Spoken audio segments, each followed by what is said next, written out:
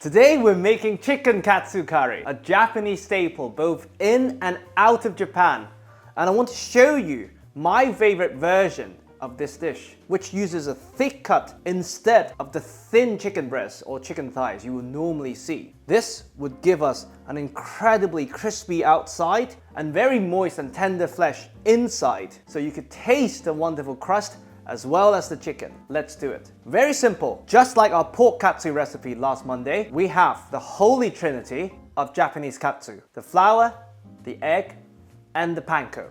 We're diluting the flour with equal part potato starch, which is not authentic, but it would give us a lighter, crispier finish, and the flour will maintain the structure of the crust. And like I said last week, it's very important to use Japanese panko because they're crustless, dry differently, and more importantly, they are more coarse in texture, giving you the crispy, crunchy finish. With that out of the way, let's fry some chicken katsu. Now, since this is a shallow frying dish, it is very important that you get your pan extremely hot before adding the oil to minimize the probability of anything, especially the crust, sticking to the bottom, ruining the overall look and texture of the dish. Now, when is the pan hot enough? Well, a very simple way to judge is by adding a few droplets of water. In this case, as you can see, the water is still slowly evaporating, meaning the pan has not achieved the desired heat.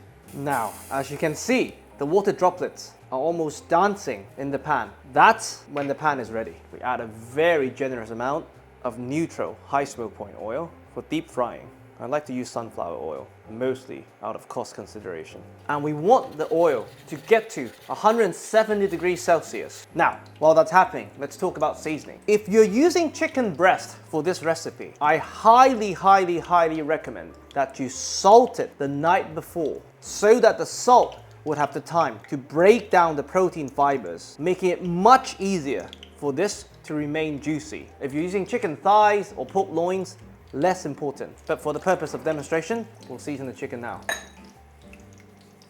And because we're doing a thick cut, this is a good time to preheat your oven to about 120 degrees Celsius. And you'll see why in a tiny bit. Once we're close to 170, we pass our chicken through the 3 stages of pre-frying. Dust off the excess.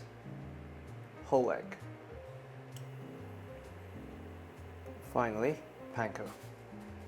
And you really want to cover this with the panko, especially the sides. Now, chicken goes in and you lay it away from you. Skin side down, very important.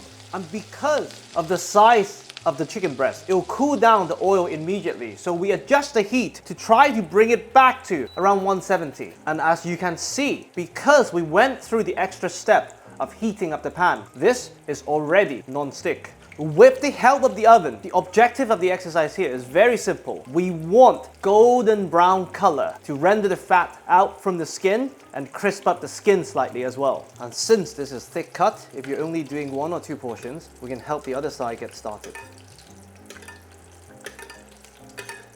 Alright, once the edges look golden before they turn brown, we check on the other side. Beautiful. How beautiful is that? This is the perfect color. Now, we baste the paler parts for them to even out. Now, once the edges of the other side is almost golden, we know this will be ready in 30 seconds. So, we prepare for the next step. Here, we have an oven tray lined with a wire rack. To this, we grab some paper towel and we're going to do a bit of origami. We're going to finish the chicken to perfection in the oven and draining off the excess fat at the same time. So for that, you want to fold this to cover about 1/3 of your tray. We grab our very beautifully golden chicken and you want the thin side of the breast to be slightly touching the kitchen towel. Now, we grab some tin foil, even more origami, and you just squeeze it. Enough for you to elevate the thicker side of the bird. So while this cooks through, the excess fat will be absorbed by the paper towel. And you want to cook it until the thickest part of the breast has reached around 61 degrees Celsius. And the carryover cooking and resting would bring it to 67, the perfect doneness for this particular recipe. So we know we're not far away and we'll probe it every 10 minutes. Of course, if you're in a hurry, you can always increase the heat of the oven to cook it faster. While that's happening, we finish or start cooking our curry. Like any Japanese curry, it starts with the blanching of the vegetables. So here we have the usual suspects, the carrots, the potatoes, and the onions. All we're going to do, we're going to bring some heat back into this pot, and we're going to slowly introduce our Japanese curry roux. This is a homemade curry roux, but nowadays store-bought roux are very high quality, that if you're making it for the first time, I almost encourage you to use store-bought.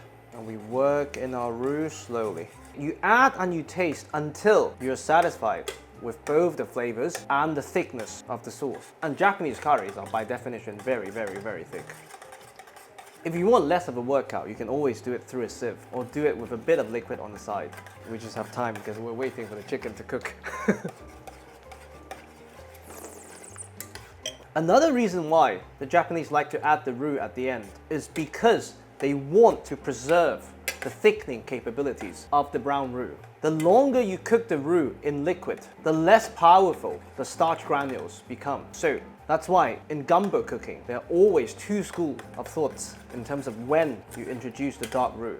Do you want more flavor emulsification, or do you want a thicker consistency? Now, we have the desired consistency and flavors. We check on our chicken. Look at this color. Perfect. Now we let this rest for 5 to 10 minutes and we can carve in plate. All right, after about 5 minutes, we're ready to carve. I just wanted to show you how much fat this piece of paper towel has absorbed. First up, we plate wonderful curry. So you want, of course, in the ideal world, you serve this with rice. And now, beautiful thick cut chicken katsu. And with this, I like it extremely chunky. I mean, 4 pieces kind of chunky. Just look at how moist this is and how beautifully the skin has rendered out. Beautiful.